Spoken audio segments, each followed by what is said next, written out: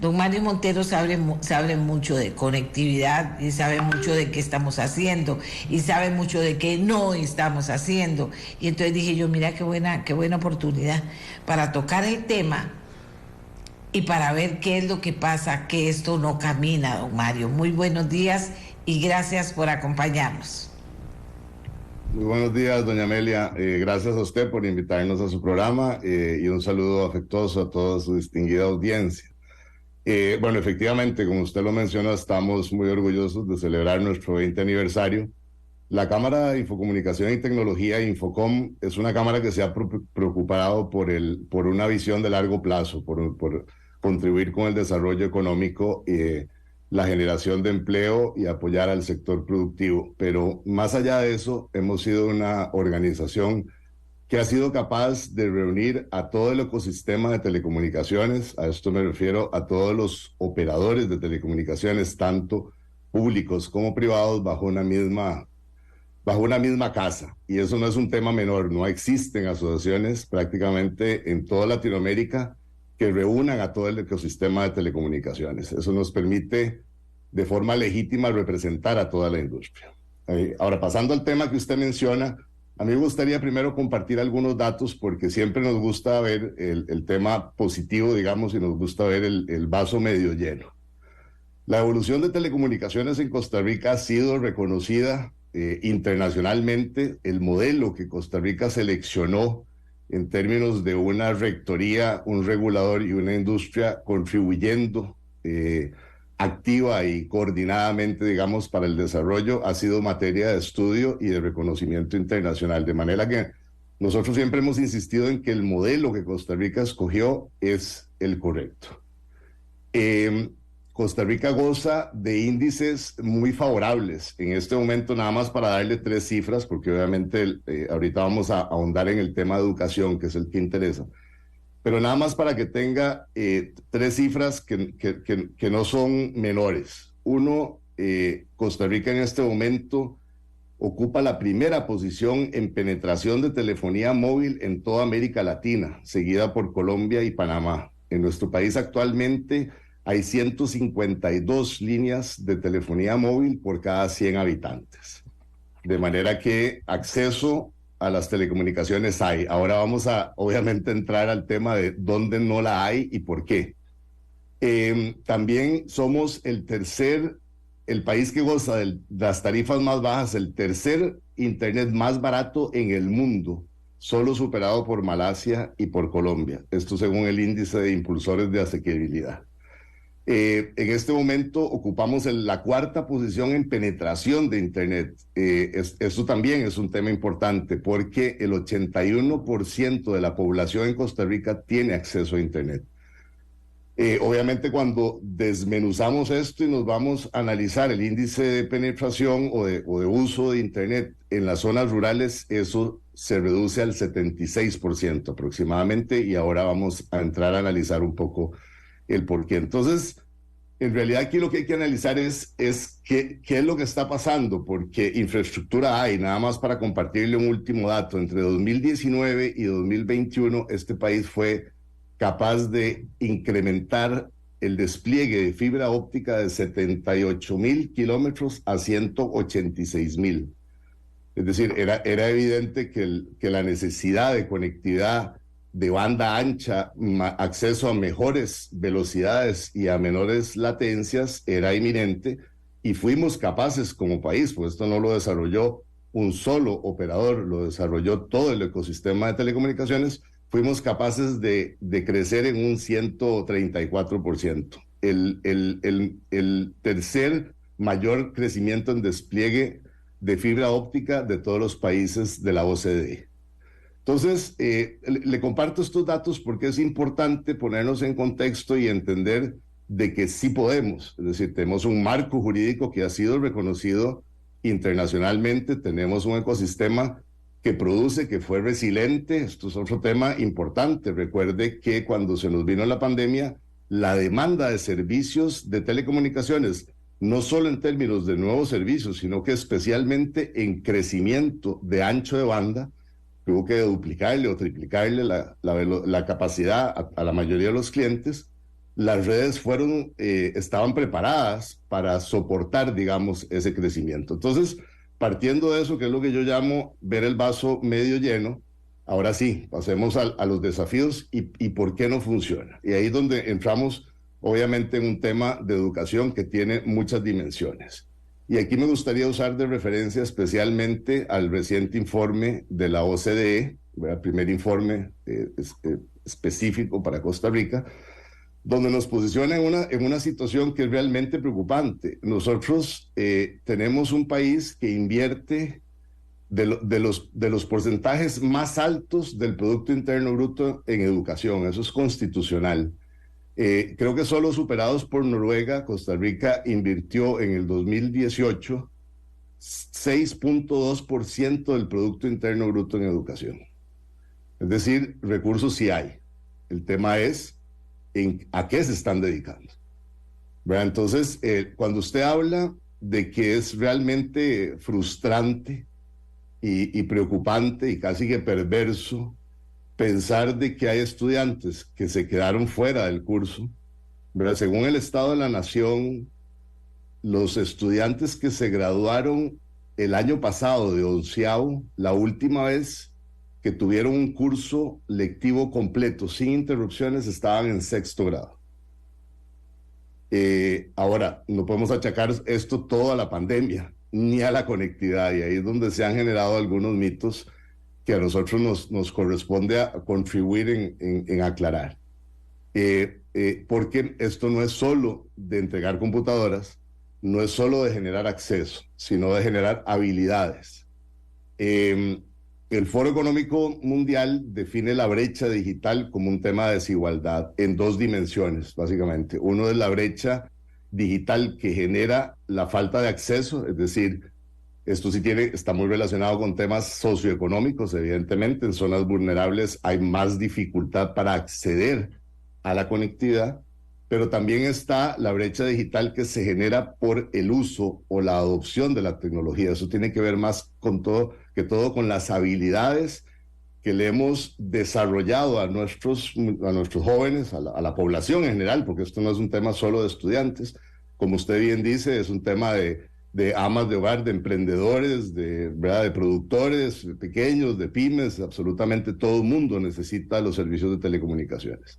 Entonces, el tema no se limita a dar acceso, el tema también es mucho más integral, y aquí es donde yo quisiera hacer un alto, porque es importantísimo entender esto. Nosotros poco ganamos si le damos computadoras a una escuela de una zona rural que ni siquiera energía eléctrica tiene, ¿verdad? Porque recordemos que como resultado de la pandemia, aquel análisis que se hizo en aquel momento, se determinó que habían aproximadamente 800 centros educativos con orden sanitaria, es decir, que ni siquiera se podía entrar, no tenían las condiciones básicas.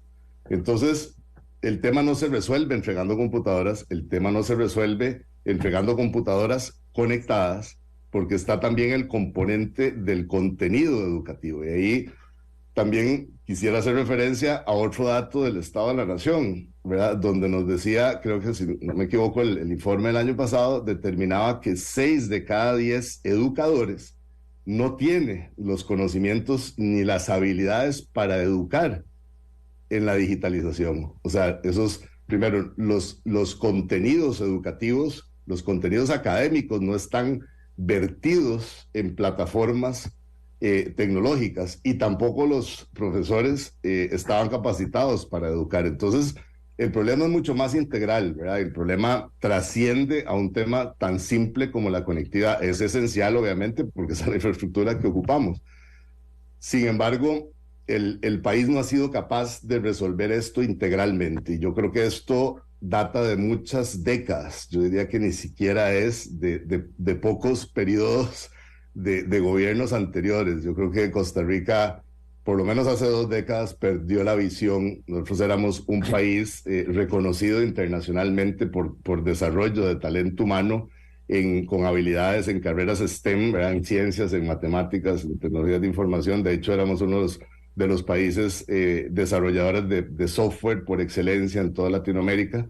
Y ahora debe de preocuparnos, porque ¿cómo es posible que un país que invierta más del 6% del Producto Interno Bruto en educación no esté generando o ocupe el último lugar, según la OCDE, entre los países de OCDE, en generación de estudiantes graduados en carreras STEM? O sea, no estamos preparando a los estudiantes adecuadamente, los dejamos a la deriva, el sistema educativo del país los abandonó y más grave aún, no fuimos capaces de enfocar los esfuerzos para además en capacitarlos y generarles habilidades en las carreras que les van a dar, que les van a garantizar empleabilidad.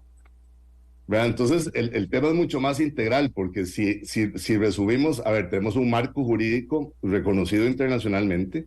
Yo diría que hay obviamente, la tecnología evoluciona con una altísima dinámica y el marco jurídico tiene que revisarse y actualizarse ciertamente de tiempo en tiempo.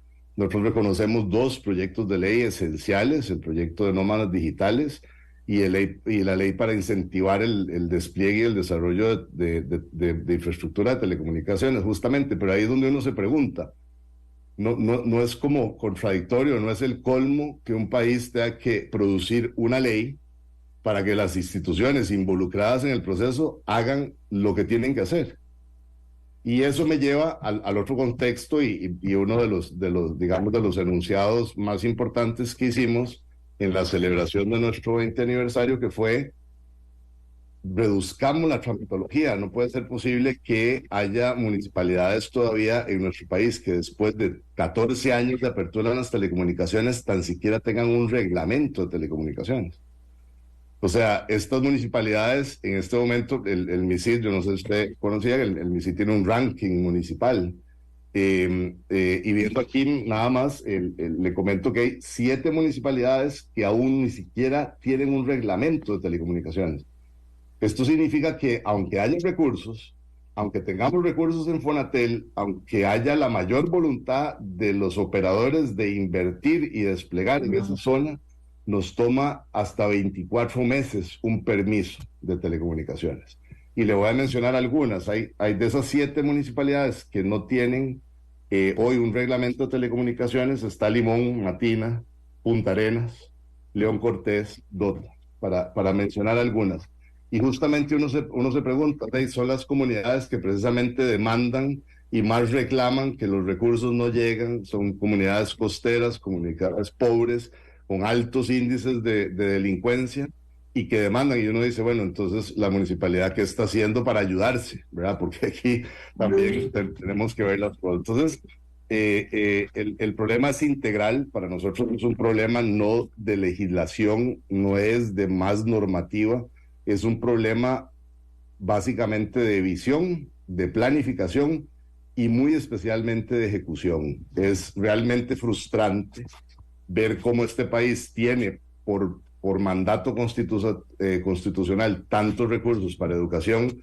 Tenemos el Fondo Universal, que cumple una función indispensable. Justamente es el Fondo Universal. Fonatel es el que contribuye para cerrar la brecha digital y debería estar decididamente dedicados a esos recursos ahí. Tenemos recursos acumulados, no son los 400 millones que alguna gente dice, porque muchos de esos recursos ya están comprometidos con programas que ya están activos y tienen que garantizárseles sostenibilidad por 7 años, pero hay recursos. Nosotros hemos tenido experiencias con municipalidades que debo reconocer que están en el otro extremo. La municipalidad de Santa Cruz, por ejemplo, con el liderazgo del alcalde, quien realmente ha mostrado preocupación. Se desarrolló un proyecto que se llama Conectemos la Esperanza, justamente para ver cómo se resolvían estas cosas.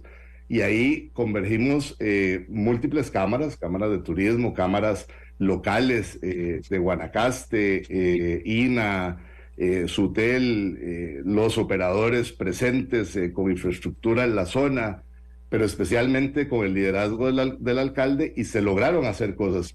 Y cuando uno trata de identificar a las familias en condición de pobreza extrema, la fuente principal de información son las bases de datos del INPS.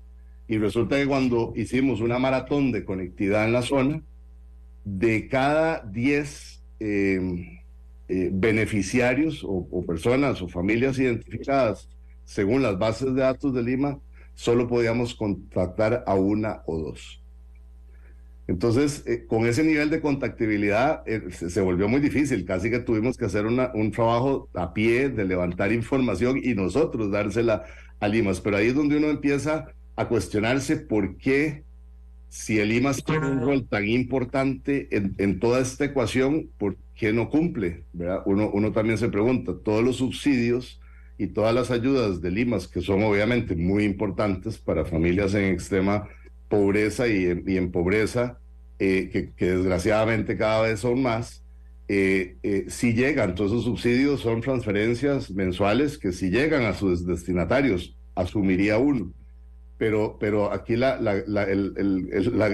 gran signo de pregunta es, ¿y por qué las bases de datos de Limas, esas mismas que se usan para los subsidios, no nos dan la certeza de que podemos ubicar a las familias que necesitan ser conectadas? Entonces, en resumen, a ver, en esto pasan muchísimos elementos, pasa la política pública, las metas que las define la rectoría, en este caso el MISIT. Esto no es un tema menor tampoco, debemos de mencionar que el gobierno anterior no dejó un plan nacional de desarrollo de las telecomunicaciones como le correspondía. Pasamos todo el 2022 sin plan. Es un plan que se debió haber anunciado a finales de 2020 y que debió haber quedado aprobado para el periodo 22-27, y no lo hubo. Tuvo que llegar el gobierno actual a correr literalmente para desarrollar un plan y establecer esas metas. Entonces, necesitamos política pública. A ver, hay instituciones que no pueden actuar de oficio porque necesitan tener ese patrón, ese guión que son las metas del Plan Nacional de Desarrollo de las Telecomunicaciones. Entonces aquí empieza a desarrollarse un engranaje donde todos los actores contribuyen, pero eso es lo que ha costado. El país realmente tiene una gran deficiencia en planificación, sobre todo en articulación para que cada una de las instituciones cumpla su rol y muy especialmente en ejecución. Y nosotros lo hemos insistido muchísimo en nuestras reuniones con diferentes fracciones legislativas, en que ya dejemos de inventar el problema. El problema, como dicen por ahí, el frío no está en las cobijas. Lo que necesitamos es utilizar las herramientas que hoy tenemos, llámese recursos, marco jurídico, etcétera, y ejecutar lo que hay que ejecutar. Es el colmo que este país necesita más leyes para que las instituciones hagan lo que por ley les corresponde. Así que sí, hay un reto enorme. El tema es, a ver, nosotros no resolvemos nada si no le damos habilidades a estos estudiantes, si no nos garantizamos que el contenido académico esté diseñado para educar en la virtualidad y que efectivamente puedan usar los recursos. ¿Verdad? Y como lo hemos mencionado, ¿de qué nos sirve llevar conectividad a una comunidad si no tienen dispositivos, si no tienen un computador, una laptop, un iPad, un tablet? O al revés, que no sirve llevar conectividad, o computadoras si no hay conectividad, pero hay un componente fundamental que no podemos dejar fuera de la ecuación, que es el contenido académico y las habilidades de los profesores para educar basados en ese contenido, porque si no, lo que vamos a hacer es llevar recursos a una zona para que estos muchachos estén metidos en redes sociales, viendo pornografía o bajando videos, por los riesgos que todo eso representa, ¿verdad? Entonces, definitivamente el círculo de pobreza, el cierre de los riesgos que este país está enfrentando en términos de delincuencia se cierra definitivamente dándole herramientas a los muchachos. Los hemos dejado condenados a toda una generación sin las habilidades y sin la educación suficiente, y no estamos produciendo lo que el mercado laboral requiere, que son graduados en carreras STEM, carreras de ciencias, tecnologías, matemáticas, ingenierías, y ocupamos el último lugar, según el informe de la OCDE, cuando somos de los países que más invierten en educación. Entonces aquí El gran signo de interrogación es a qué se están dedicando los recursos. Excelente exposición, don Mario, debo decirlo. Excelente exposición. Pero ahorita lo voy a meter a usted en un zapato. Vamos a ver. Aquí alguien me dice, si hablamos de brecha digital, hay un índice de brecha digital según la Unión Internacional de Telecomunicaciones para medir objetivamente si se está avanzando o no. ¿Cómo ha evolucionado ese índice en los últimos años? ¿Quién debe calcularlo? ¿Lo tenemos?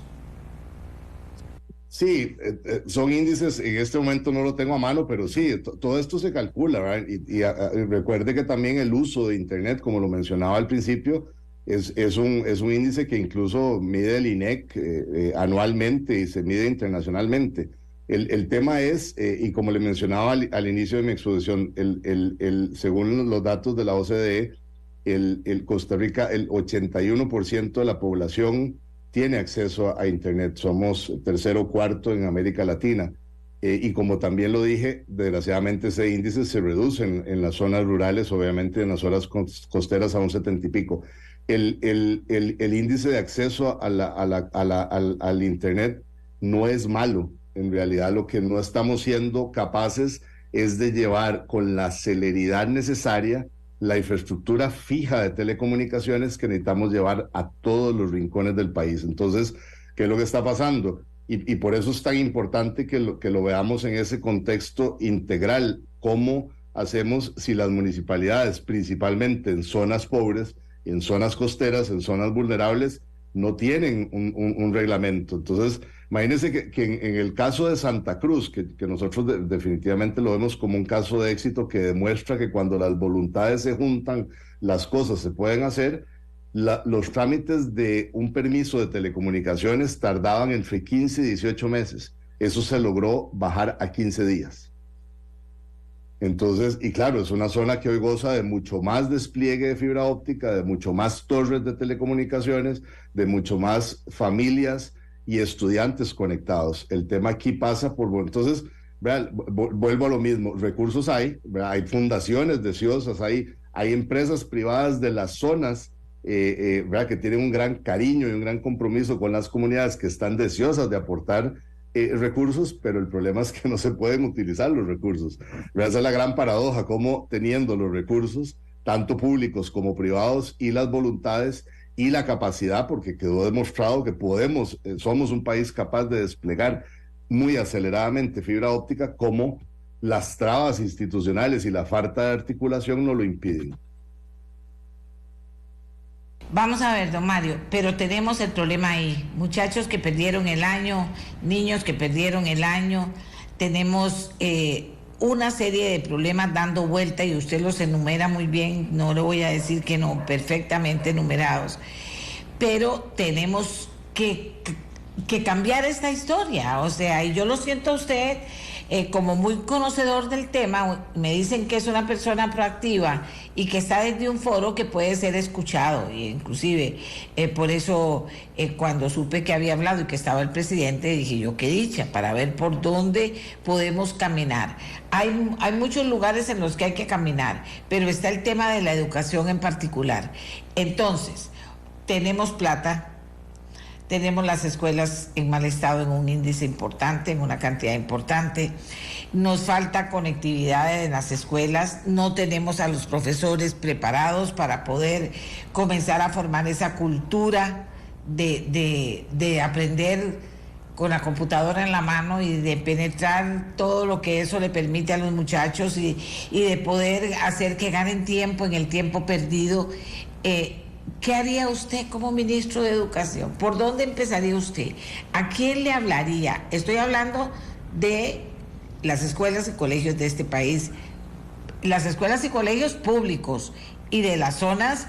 Yo, por ejemplo, los casos que conozco son de La Abuelita, los casos de los que me han hablado son de Guadalupe, las zonas que están necesitadas de contar eso, pero ¿por dónde empezaría usted para comenzar a mover esto de una forma integral, sin descuidar el detalle tampoco, pero de por dónde empezar. Fíjese que usted me habla del IMAS y que ustedes tuvieron que ir puerta por puerta porque el IMAS no tenía eso listo para dárselos a ustedes en un momento. O sea, no es cualquier tema, yo lo entiendo, pero ¿por dónde empezaría usted? ¿Qué pensaría usted porque fíjese que en el Ministerio de Educación hay muchísima gente, pero también está ANDE, APSESEC, que son impresionantes grupos de, no solo de poder, de dinero, que podrían actuar de alguna manera también, no sé, que se me ocurre. Pero usted que sabe más que yo del tema, ¿por dónde empezaría? ¿Qué haría? ¿Cómo movemos esto que no se está moviendo? Los muchachos, muchos no volvieron a estudiar. Los otros pequeñitos tuvieron que repetir un año, repetir en las condiciones que tenemos para una familia humilde. Es increíble. Y a mí me toca hablar por esos que se quedaron ahí rezagados. Pero tampoco es que el tema está perfecto en los que no se quedaron rezagados. Seguimos teniendo esos problemas que usted denuncia. Sí, doña Amelia, bueno, mire, el problema es grave, ¿verdad? Es un problema que se ha generado, es un problema, como mencionaba, de décadas, y es un problema integral, y yo creo que lo que ha faltado es verlo de esa forma, ¿verdad? Cada institución o muchas instituciones en este país, desgraciadamente, se consideran un fin en sí mismos. Porque uno dice, bueno, los recursos que se le asigna a la educación, que en Costa Rica proporcionalmente son enormes, ¿verdad? Lo dice la OCDE, no lo digo yo, no están llegando a cumplir su propósito. O sea, los recursos que se dedican a educación en este país deberían de llegar al estudiante, en un beneficio al estudiante. Entonces, lo primero que hay que revisar, y entiendo que la nueva ministra de Educación ha estado dedicada especialmente a eso, a hacer un diagnóstico profundo del tema, es que uno lo primero que debería de cuestionarse es, los fondos están llegando a las juntas de educación. Es decir, el presupuesto de educación, que, repito, es enorme proporcionalmente, se gasta o se invierte. ¿En qué se está gastando?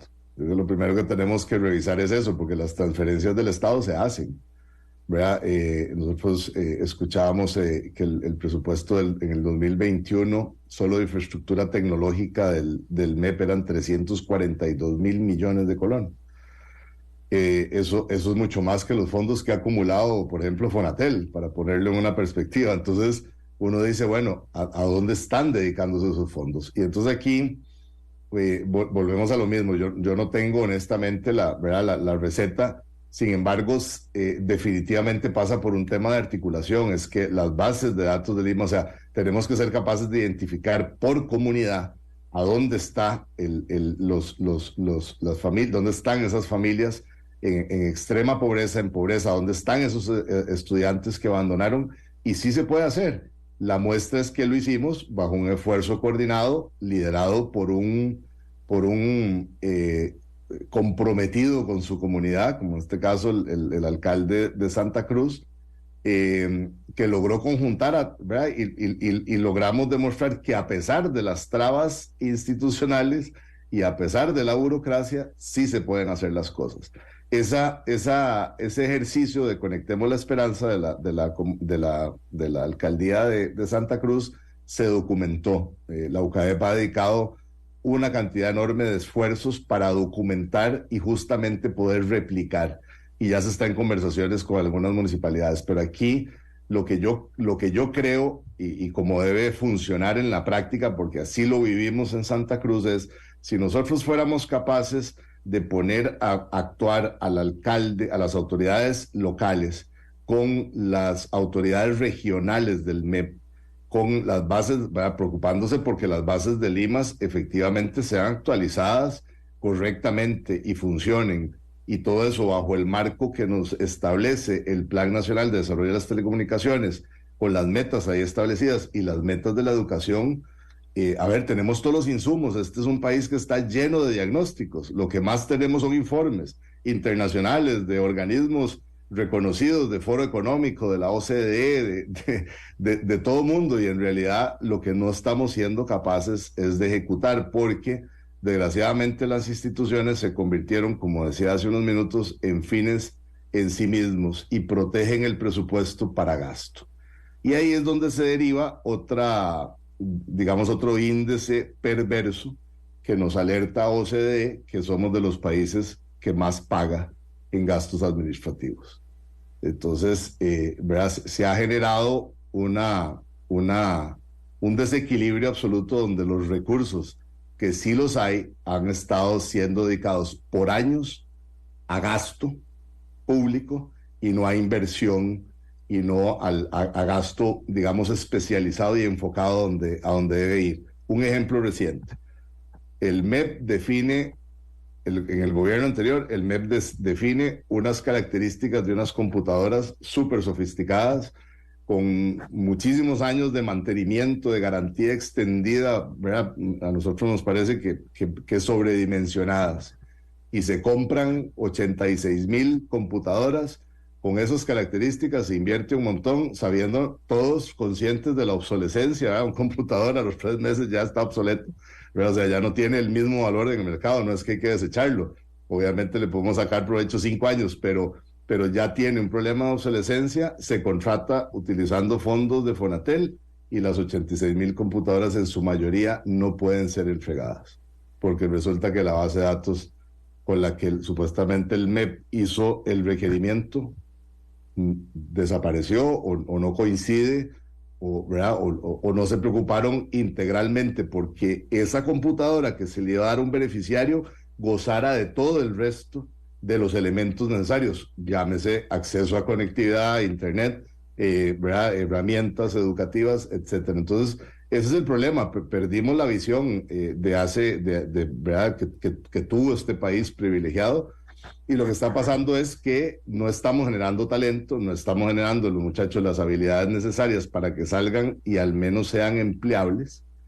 Y como usted bien dice, es realmente frustrante, es realmente perverso que hayamos condenado a toda una generación, pero los recursos se están gastando. Entonces yo lo que creo es que lo primero que tiene que hacerse es revisarse muy bien la estructura organizacional del MEP, quién está definiendo cuáles son los parámetros de educación, porque también evidentemente no estamos preparando a los estudiantes, no, o sea, no solo estamos generando un gap educativo en términos generales, o sea, no estamos graduando a los muchachos con los conocimientos y las habilidades necesarias en general, pero además no hemos sido capaces de identificar a dónde los debemos de educar, y justamente es en carreras STEM, que es lo que demanda el mercado, porque si nosotros, por lo menos a estos muchachos, fuéramos capaces a través de acuerdos con el INA, por ejemplo, y con algunas otras organizaciones de educación, incluso privada, podríamos tratar de acelerar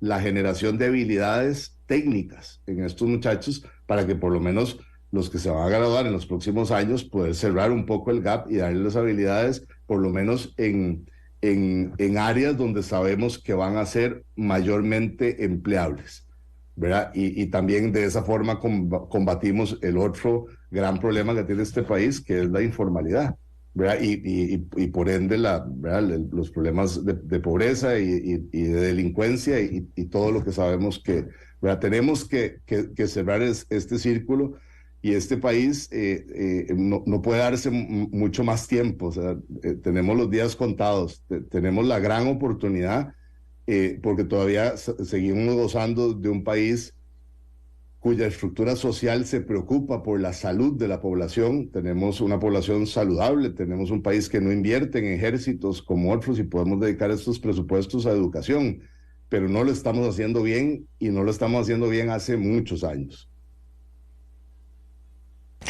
Le agradezco mucho, don Mario, de verdad le agradezco mucho que haya sido tan claro, porque tenemos el tema también de que las personas que diagnostican, los grupos que diagnostican, entonces también tienen que autodefenderse de alguna manera en que a eso o sea, y no ponerlo en la dimensión que tiene tan seria por muchas razones, porque algunos cerrarían, digo yo. Pero usted lo pone en una dimensión de responsabilidades. Ya se me acabó el tiempo. Solo necesito que me diga, ya sabemos que en educación la ministra tiene un panorama y está tratando de hacer las cosas. Aquí en todo el Estado costarricense le corresponde caminar, hacer lo que se debe hacer para ir rompiendo todo eso que hemos creado y que nos imposibilita caminar. Definitivamente es indispensable la figura del presidente, ¿verdad? Como líder máximo de esto, de este engranaje. Los ministros, definitivamente el MEP, ¿verdad? Otro tema, y nada más le robo medio minuto, el MISIT. No puede ser posible que el MISIT, siendo el rector en temas tan estratégicos, transversales como telecomunicaciones, ciencia, innovación, sea la cartera con menor presupuesto de todo el Estado. Ahí empezamos, ¿verdad? Tenemos una rectoría débil, entonces cuando hablamos de todos los problemas de ciberseguridad y todo eso, ¿a dónde? Es un callejón que siempre nos lleva al mismo punto, falta de recursos. Entonces los recursos están mal distribuidos y hay que hacer una revisión, pero en esto tiene un papel fundamental el MEP, el IMAS, el MISIT, la SUTEL. Obviamente la industria puede aportar muchísimo, que es lo que estamos haciendo y lo que nos hemos comprometido por 20 años, en tratar de contribuir en esa ecuación, pero definitivamente tenemos que ser capaces de entender el problema, de deshacer mitos, de que la clase política, especialmente el órgano legislativo, entienda que el problema no se resuelve con más proyectos de ley, se resuelve con control político en ejecución presupuestaria. Entonces, pues Infocom reitera su compromiso de contribuir con eso y como se lo manifestamos en nuestro aniversario al presidente, estamos ahí cerrando filas y tratando de contribuir con las comunidades que así lo hagan, pero también hay que hacer un trabajo de conciencia y que los alcaldes entiendan de que el despliegue de infraestructura es esencial y que muchísimo depende del tema de la tramitología excesiva que hay. Este país está sobreregulado. Muchísimas gracias a don Mario Montero. Como les dije, es el presidente de la Cámara de Infocomunicación y Tecnología. Muy claro cómo ve la situación, como nos la transmite también. No estamos bien en ese tema, no estamos bien, Costa Rica. Como país tenemos que arrancar, en cada cosa y ver cómo movemos las cosas hacia una mentalidad clara y un camino claro para poder ir cambiando, Esto de la conectividad, yo pienso que sigue siendo importante. Cómo usar la conectividad sigue siendo importante, porque es importante que los profesores aprendan para que le enseñen a todo el ejército de niños y niñas que no han todavía iniciado una cultura de trato con la internet y con el campo digital adecuado. Bueno, ahí lo dejo sobre la mesa porque entiendo que don Mario lo justificó de muchas maneras y que estamos ante un problema que hay que resolver. Pero eso no significa que no hay que hacer nada, hay que hacer demasiado.